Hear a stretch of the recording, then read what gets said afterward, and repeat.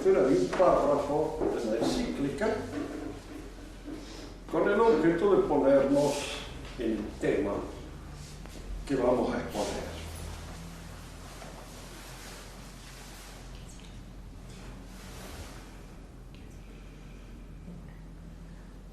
Dice la encíclica, refiriéndose a la intención en general de los modernistas, de que la Iglesia aceptara las influencias de los movimientos políticos propios de la época y especialmente de la democracia, que el gobierno eclesiástico sea reformado en todas sus ramas, sobre todo en la disciplinaria y la dogmática, que su espíritu, que sus procedimientos externos sean puestos en armonía con la conciencia que se dirige hacia la democracia. Que una parte sea pues hecha al gobierno, al clero interior y aún a los laicos, que la autoridad sea descentralizada. Y la pregunta que se hace en esta especie de catecismo hecho en torno a la encíclica, dice, ¿qué reforma reclamaban entonces? Reforma de las congregaciones romanas, sobre todo la del Santo Oficio y del Index, que ustedes saben, desaparecieron con posterioridad, tanto el Santo Oficio como el Index. ¿Qué reforma pedían en el ejercicio del poder eclesiástico sobre el terreno social y político?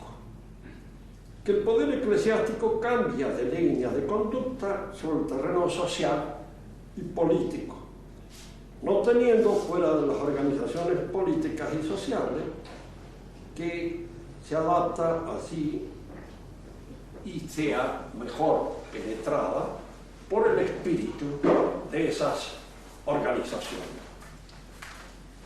Nosotros vamos a hacer una reflexión sobre esto, tomando las cosas con una cierta hondura para ver de dónde nace el democratismo, cómo se impone en el mundo europeo. Yo siempre veo el cambio profundo que se produce en la época moderna en la relación del hombre con el mundo. El mundo ha dejado de ser para el hombre un sacramento,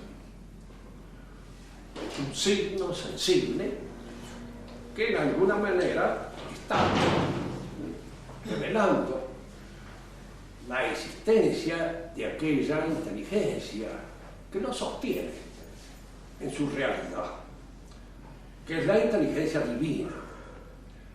Para el hombre antiguo y para el hombre medieval, el mundo tenía este carácter de ser un signo sensible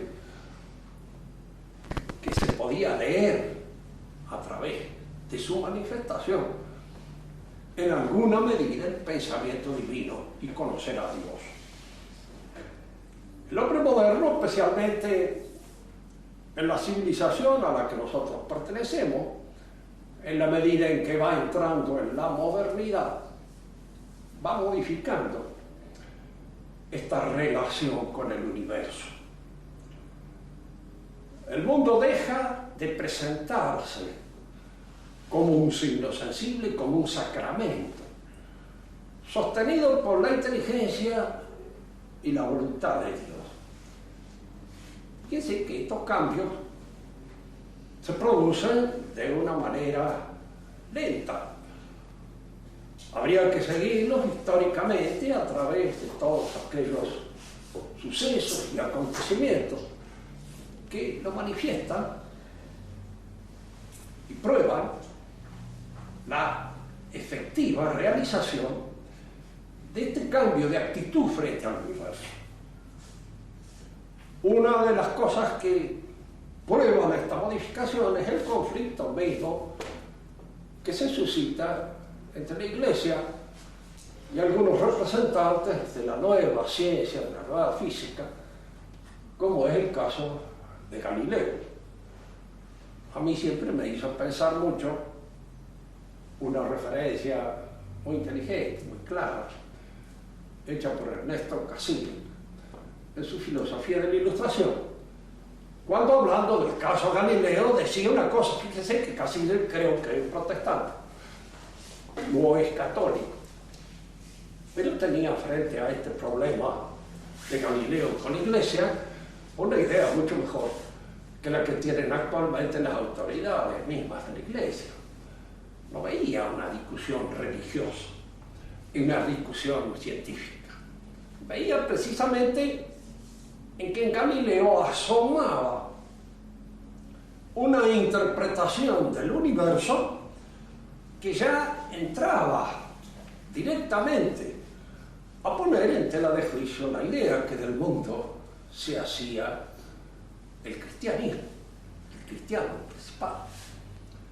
Para el cristiano el universo es, si ustedes quieren, un cotejo, una comparación que nos permita darnos una idea aproximada, es como un discurso, como un poema que Dios recita y que Dios sostiene con su inteligencia y su voluntad, siguiendo las leyes sintácticas propias, diríamos así, del buen discurso o del poema bien hecho. Hay una legalidad, pero es una legalidad que la era, el poeta, puede en un momento interrumpir para aclarar un pasaje, cambiarlo, de conformidad con las exigencias de aquellos que están escuchando el poema. En el pensamiento de Galileo, el mundo, el universo, aparece como un mecanismo. Ya no es un poema vivo sostenido por la inteligencia y la voluntad divina en el acto de decirlo. Es algo que Dios ha hecho, sí, efectivamente. Galileo no lo niega. Newton lo va a afirmar en más de una oportunidad, pero es un mecanismo. Y un mecanismo indudablemente pone en tela de juicio la posibilidad de una interrupción milagrosa en su curso. Un mecanismo no se puede hacer milagro. O se acepta como es y se lo considera y lo estudia de conformidad con las leyes más o menos formalizadas matemáticamente, o es un mecanismo que no anda. El milagro detona.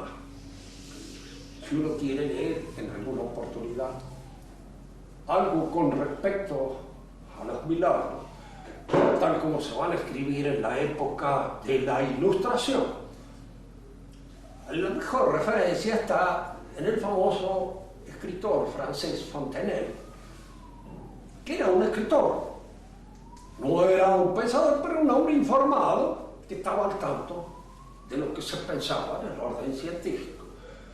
Entonces habla de los milagros y habla en función de esta concepción que se hace del mundo, como si el mundo fuera efectivamente un mecanismo. Hemos hablado muchas veces de este problema de Galileo, de manera que no nos vamos a referir en la extensión a él más, sino simplemente dejamos bien establecido esto. En esa discusión, si ustedes van a encontrar una formulación clara del problema tal como se presentó en ese momento y tal como la cosmología actual lo considera, es la fórmula de San Roberto Bellarmino. Se refería a Galileo, dice: yo no tengo ningún inconveniente en aceptar su hipótesis. Primero, si usted diera las pruebas sobre la posibilidad de esa hipótesis. Y segundo, si usted la presenta como hipótesis, porque hay otra. Existen otras hipótesis acerca del cosmos, es decir, y que pueden ser tan valaderas como la suya. Y hoy o mañana pueden surgir otras. Fíjense que, efectivamente, eso no es lo que sucedió. Este modelo, que es el modelo de Newton o Galileo, en la actualidad es tan viejo como el de Ptolomeo. Y tanto que se puede sostener como lo sostiene un cosmólogo actual, que tanto el modelo de Copérnico como el modelo de Ptolomeo, ambos con la corrección de ciertos aspectos matemáticos que no son de mi conocimiento, pueden ser perfectamente presentados, equivalentes, y responden en la mayor parte de los casos a todos los fenómenos que son observables. Lo importante aquí es esto. Hay un paso grande en la concepción del universo, de este mundo que el cristiano ve la creación como algo que se sostiene, y se sostiene como un poema, como un discurso, en el pensamiento y en la voluntad de Dios. Y ahora hay este mecanismo que se entrega a nuestra consideración, a nuestro conocimiento, para ser conocido de conformidad con ciertas exigencias de tipo matemático. Bastará en un momento determinado que los filósofos, pongo por caso Kant, muestre de alguna manera de que el pensamiento matemático depende de la manera de pensar propia del hombre, para que todas las leyes que rigen este aparato cósmico, este universo cósmico, sea una proyección del pensamiento humano. Con él desaparece la posibilidad de comprender un cosmos que está sostenido por la inteligencia y la voluntad divina.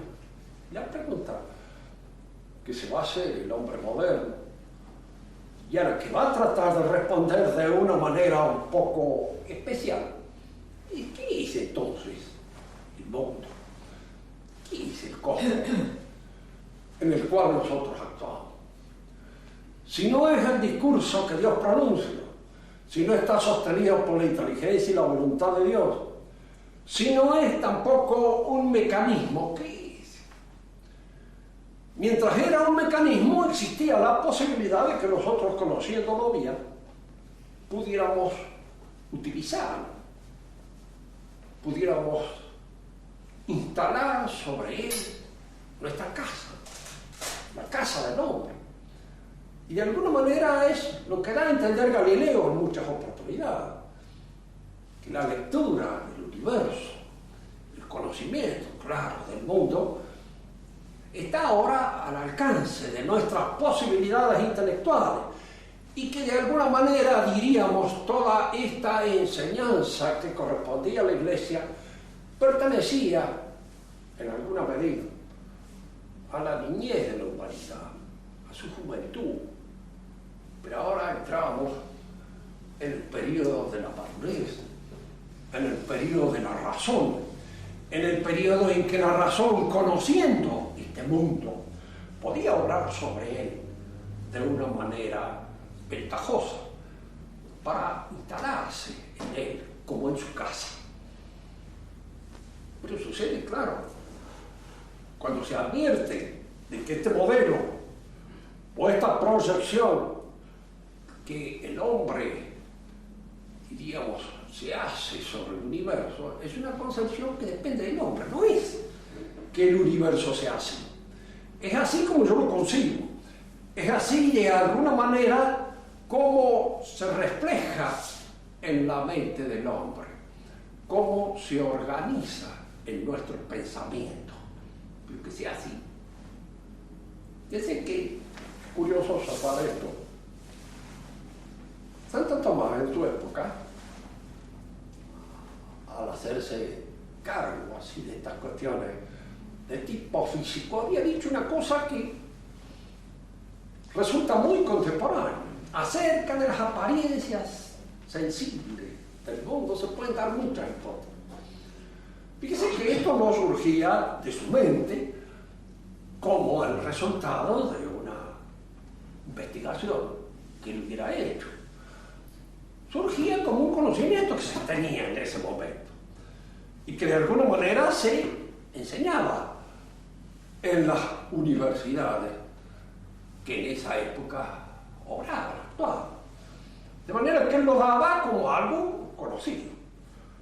Esto se pierde un poco de vista en esta discusión un tanto bizarra entre algunos representantes de la física aristotélica y Galileo.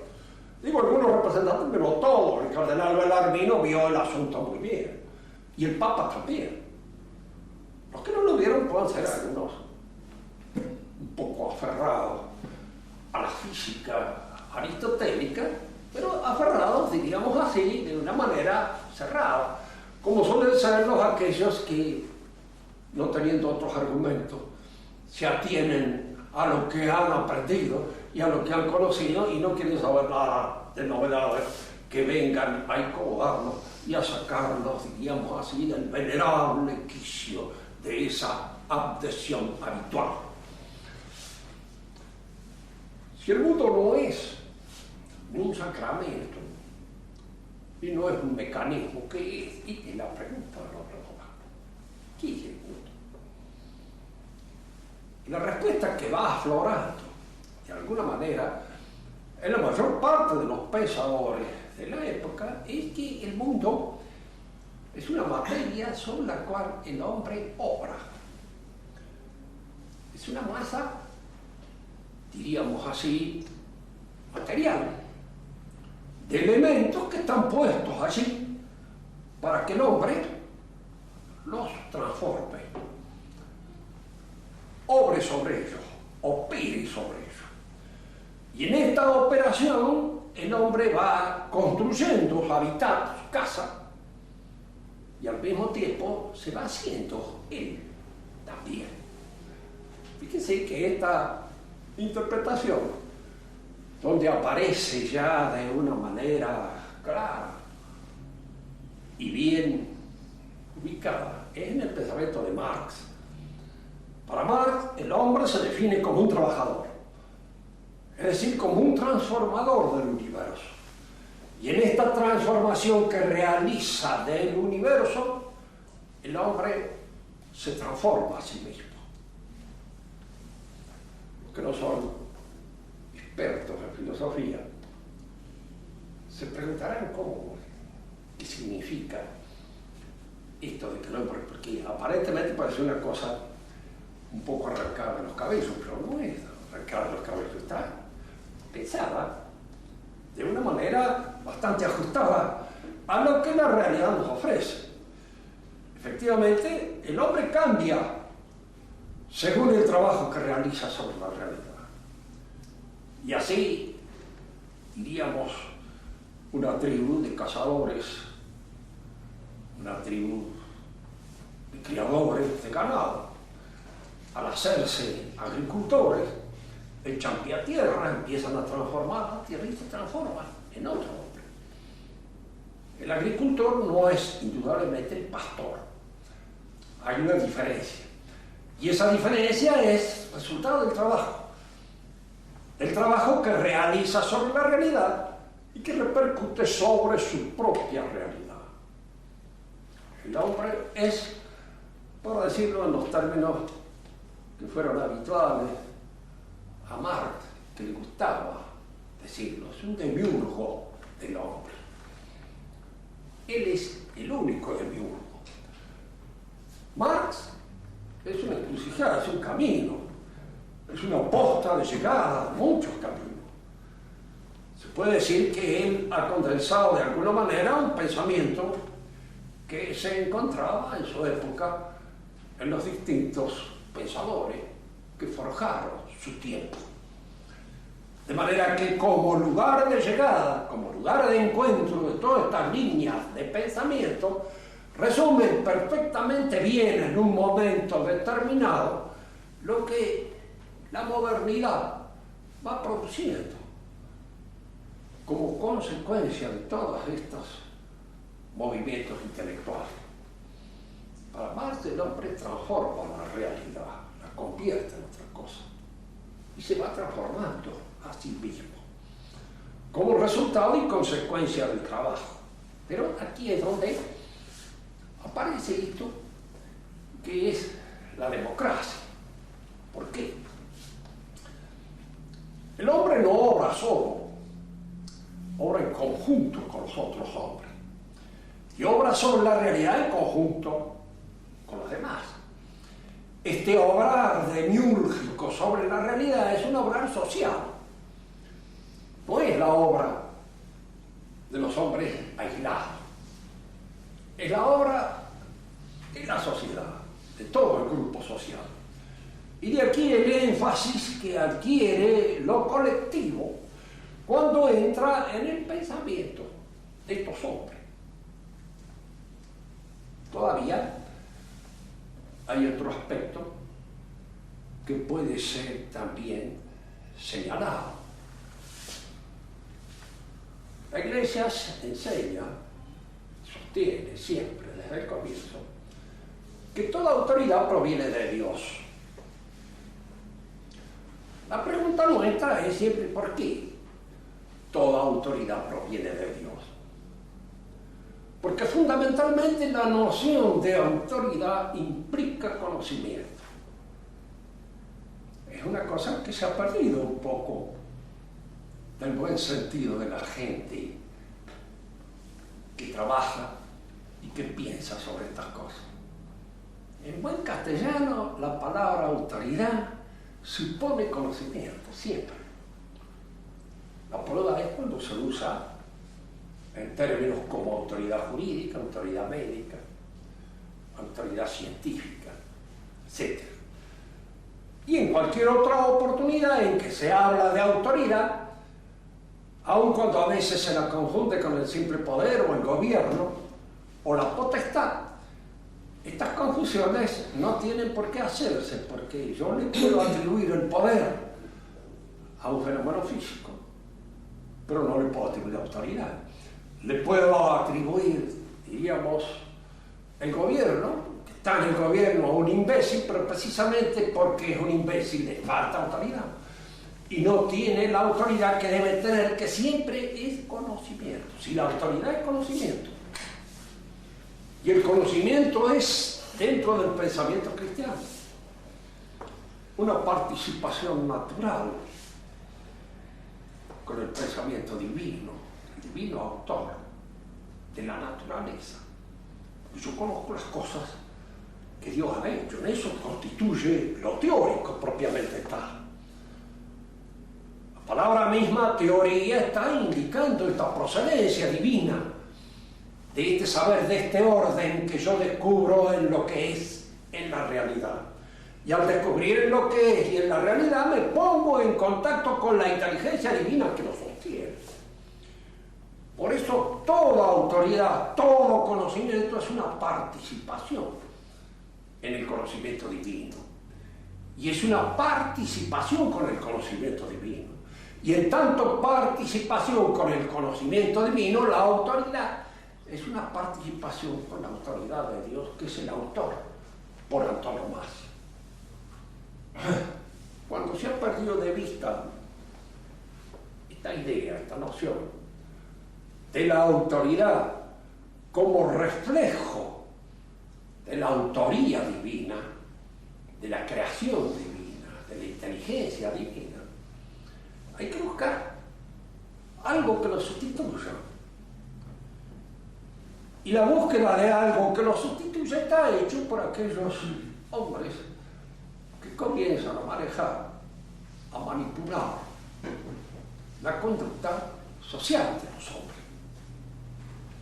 Fíjense, hemos dicho en muchas oportunidades, en el antiguo régimen, las autoridades eran el resultado de las competencias, eran el resultado de alguna manera de los servicios históricos realizados en el mundo.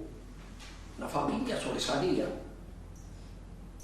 por su fuerza, por su poder, por los servicios prestados, por todo lo que tenía de significativo y de importante en esa comunidad a la que pertenecía. Y ellos tenían el poder. nosotros pensamos en nuestro país en una forma muy cercana, desde donde le venía el poder a Quiroga en todas estas regiones que él mandaba. Pues le venían simplemente de competencia y servicios prestados. Y de alguna manera de todas aquellas relaciones y vínculos que sostenía con sus clientes, con sus allegados, sus parientes, etcétera, etcétera, que lo sostenía.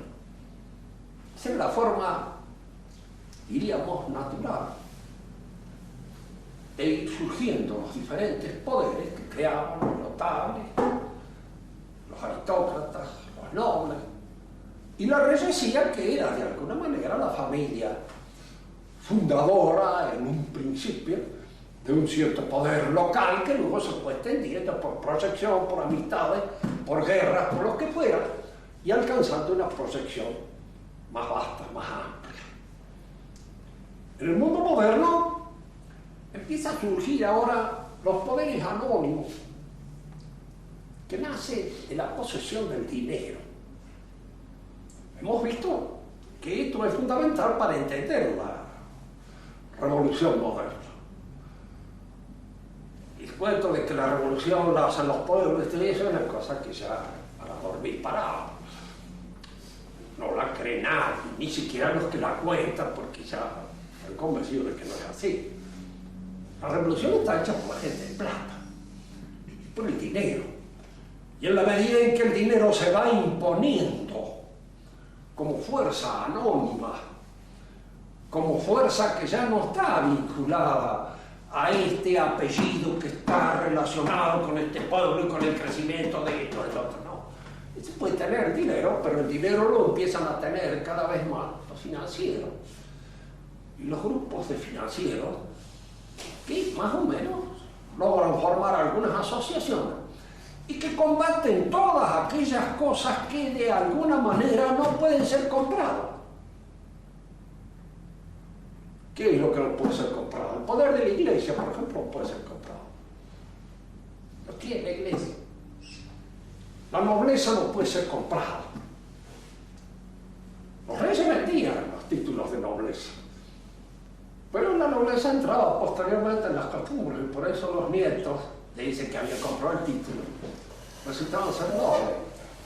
Y lo eran de alguna manera, porque se ennoblecían en función de los usos, de las costumbres, de las presiones populares. Un noble no se podía envilecer. Fíjense que esto es importante destacarlo esto. No vamos a caer en una leyenda dorada con respecto al valor de la nobleza. Hay vicios nobles, como hay virtudes nobles. Y hay vicios nobles. Hay ciertos vicios que el noble puede tener, pero otros vicios que no son nobles, que son innobles de por sí mismos. Un gastador, por ejemplo, es un vicio, de cierto modo, noble. Es un vicio porque en poco tiempo la familia puede quedar fundida, pero de alguna manera una cierta imprevisión en el riesgo, en la aventura, es noble. Que un noble no tome cuidado por defender su pueblo en un momento determinado es una cosa que no lo afecta como noble, aunque es un descuido, porque arriesgar su vida inutilmente es de hecho una falta de virtud y de prudencia, pero es una imprudencia noble. Hay vicios nobles como hay animales nobles. Es decir, la nobleza implica no solamente una cosa zoológica, sino al mismo tiempo una cuestión educativa y una cuestión de forma. Adquiere el que de alguna manera lo ha recibido del medio en el cual vivió, en el cual nació, en el cual se produjo, se realizó. ¿Cuántos hubo en la Revolución Francesa que eran a veces indignos hasta de merecer la atención de un buen ciudadano? Pero cuando llegó el momento de morir o de cumplir con su, murieron como nobles y supieron enfrentar, diríamos, esa situación. Eran rasgos, eran características que la sociedad cuidaba y que no eran comprables de ninguna manera. Por eso cae bajo el punto de mira de estos nuevos poderes que se van imponiendo. Destruir la nobleza, destruir la reyesía, destruir el pueblo. No olvidemos nunca que la noción de pueblo no hay que confundirla con la noción de masa. El pueblo es una jerarquía de órdenes, es un orden. Y estos pueblos existían, eran los pueblos cristianos. Estos pueblos cristianos estaban formados en torno al párroco. El párroco era el diario, el párroco era el informador, el párroco era el que en alguna medida se convertía un poco en el corazón y en el cerebro de este pueblo. Pensaba en cristiano y el párroco era el que de alguna manera lo formaba. Este pueblo hay que destruir. ¿De qué manera se puede destruir? Precisamente convirtiéndolo en pequeños burgueses, aburguesándolo y haciendo de cada uno un free thinker, un pensador libre, un hombre fuerte que ya no responde más a todos esos cuentos para viejas que son los cuentos propios del párroco, ir sacándolos de ahí, ir convirtiendo a los hombres y a los pueblos en masas para manejarlos mejor de conformidad con las exigencias de la publicidad que sostiene el dinero. Y los cambios profundos que nos llevan a nosotros a estas nociones de democracia en las cuales estamos definitivamente metidos. La Iglesia fue el último baluarte de aquel pensamiento que es en su raíz contrario a la revolución. ¿Qué quiere decir contrarrevolucionario? Que piensa de una manera contraria al pensamiento revolucionario. Y la Iglesia era el sostén de este pensamiento que era contrario al mundo revolucionario. ¿Cómo se puede meter en la Iglesia y de alguna manera ir conmoviendo los cimientos que la constituyen, sino a través precisamente de estas insinuaciones? Meter en ella la democracia. Cuando León XIII dictó en Francia la política que se llamó disraillement, de la adhesión a los poderes constituidos por la República Masónica, desde que León XIII no era un modernista, ni era un hombre de ninguna manera que nosotros lo podamos ascribir a un pensamiento que haya sido ya tocado, conmovido por el modernismo. Era un hombre que estaba bien centrado en su fe, pero entran en esta serie de argumentos. Los papas en alguna medida tienen actividad política, tienen que actuar en política. El papado es un lugar que está relacionado con los poderes públicos. Y esta relación con los poderes es a veces lo que produce en su pensamiento una confusión. Y esta confusión viene de querer meter a veces adentro de la enseñanza misma de la Iglesia elementos, formas de pensamiento que provienen del mundo que está en su alrededor, de este mundo político. El Papa aceptó la idea de una democracia cristiana para que de alguna manera los cristianos colaboraran con la República. A Francia la deshizo. ¿Por qué? Porque la República Masónica era masónica y era una república sostenida por las finanzas de Francia, y la es universitaria, que es la que de alguna manera sigue las indicaciones del mundo financiero. Era eso. Introdujo la palabra. Él le dio un sentido completamente distinto al que empleamos nosotros actualmente. Pero como decíamos el amigo, si aceptó la palabra, no va a tardar en aceptar la cosa, porque inmediatamente después de la palabra vienen y se introducen las cosas. Dice que con posterioridad todo el movimiento que se inició con Marsagné y que se llamó Le Sillon, el surco. Y así como un profesor de la Facultad de Derecho traducía el sillón.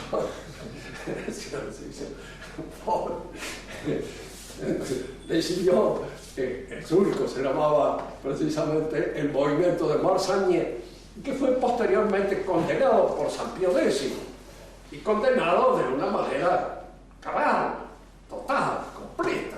No puede haber, ese movimiento es absurdo, ese democratismo religioso que penetra allí es completamente absurdo. Pero en la Iglesia se introdujo esto y empezaron a hacer fuerza los distintos grupos modernistas para que no solamente, diríamos, la Iglesia aceptara el mundo democrático. Hay una pregunta que me podría decir, pero a la Iglesia le da lo mismo un gobierno que otro siempre y cuando este gobierno reconozca. Pensémoslo un poquito mejor. La gracia no borra la naturaleza, la supone. Un hombre naturalmente bien hecho colabora con la gracia más fácilmente que un hombre que esté naturalmente torcido y mal ordenado por su naturaleza. Hay una naturaleza personal y hay una naturaleza también en el orden físico-social. Hay una naturaleza. Hay gobiernos que responden a las exigencias de la naturaleza social del hombre. Y hay gobiernos que no responden a las exigencias de la naturaleza social del hombre. Y la democracia es uno de ellos, que es un timo. No existe. Es una mentira. Y cuando uno acepta una mentira y la acepta como si fuera una realidad, uno entra ya en contacto con el timo y entra a aceptar el timo en sí mismo. Porque la democracia supone que el pueblo es soberano, y este es un soberano disparate, eso no es cierto.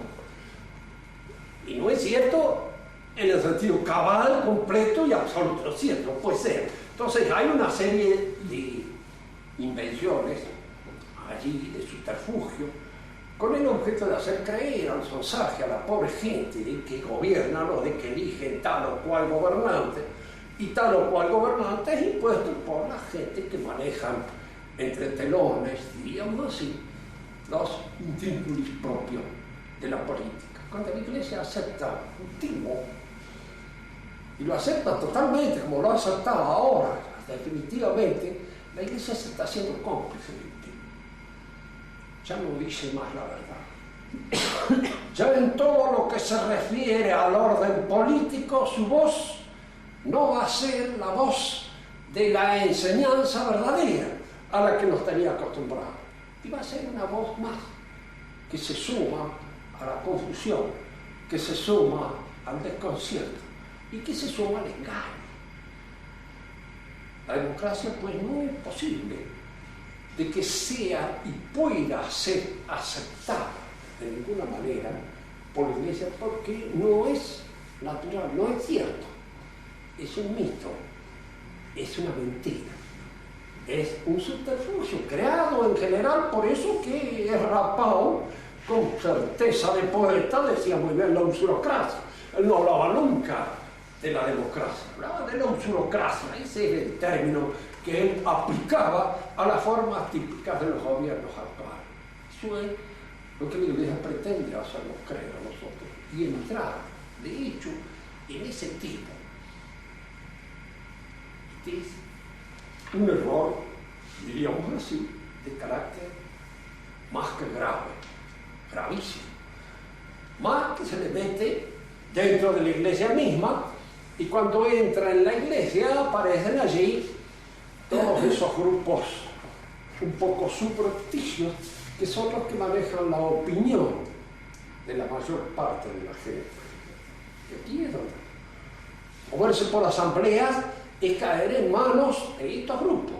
Y estos grupos son los que en alguna medida van a ir imponiendo por la fuerza, por la presión, por esa especie siempre de insinuación y amenaza que supone este terrorismo intelectual que ejerce siempre el pensamiento democrático.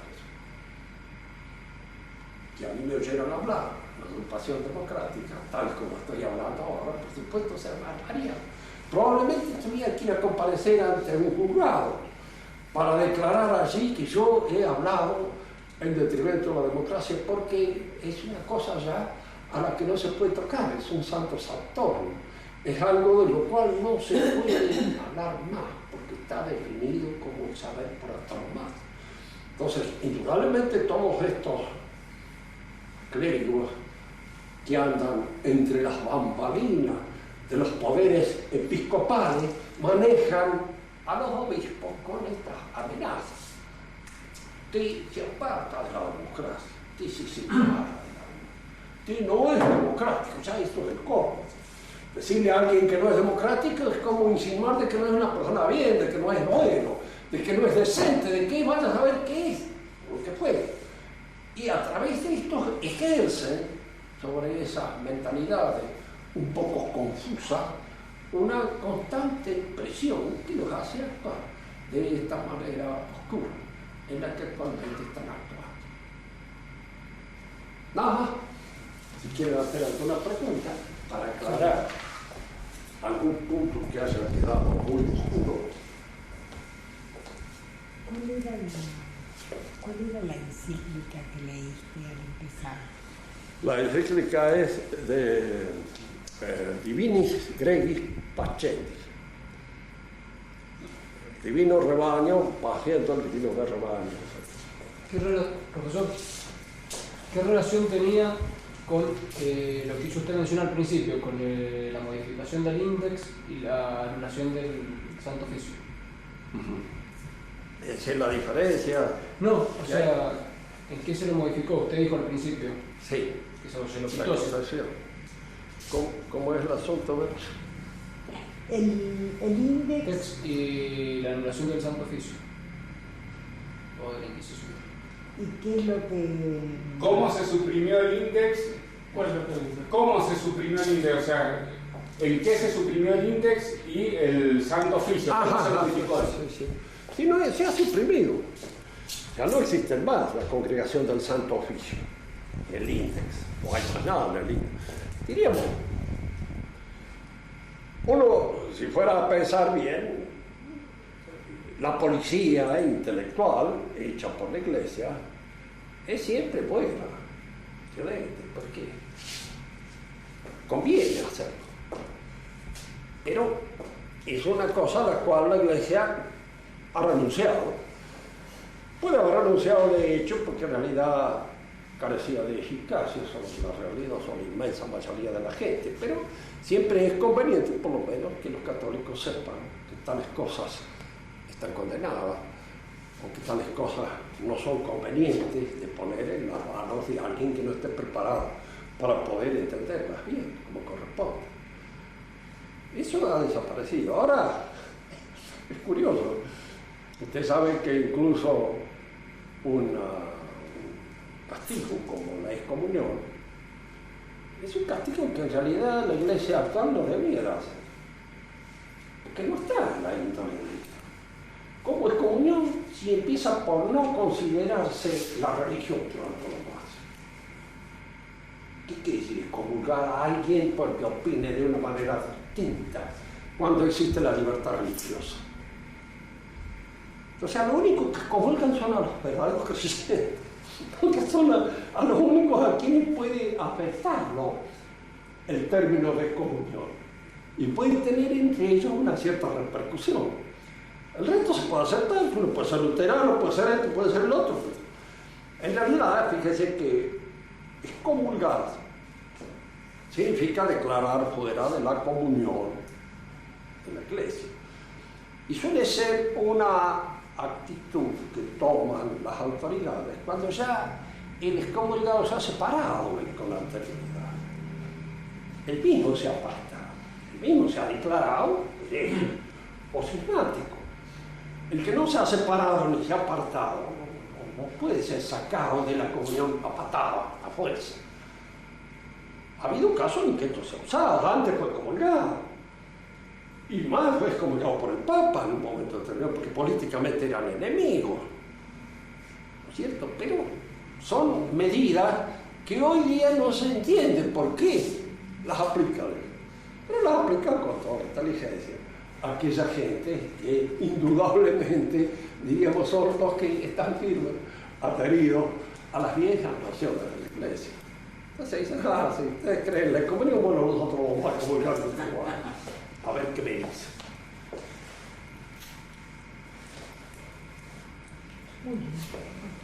Bueno.